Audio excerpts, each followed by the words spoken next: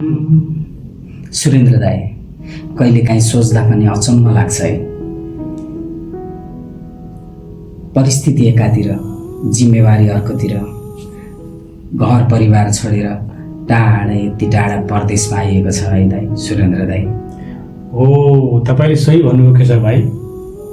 हामी घरमा आउँदाखेरि घर परिवारको महत्त्व के भन्ने कुरो हामीले थाहा भएन, तर हामी परदेशमा आइसकेपछि घर परिवार, आफ्नो बालबच्चा के हो भन्ने कुरो बल्ल हामीले थाहा पाइयो।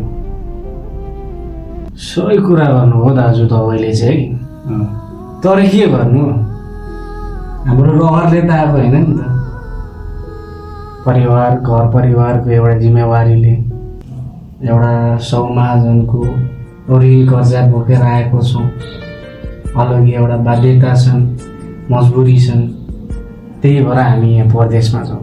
के कसो नि आशिष भाइ, सही कुरा नि आशिष भाइ। के भन्नु, यस्तै छ जिन्दगी भनेको, यो त सही चलिरहेछ। के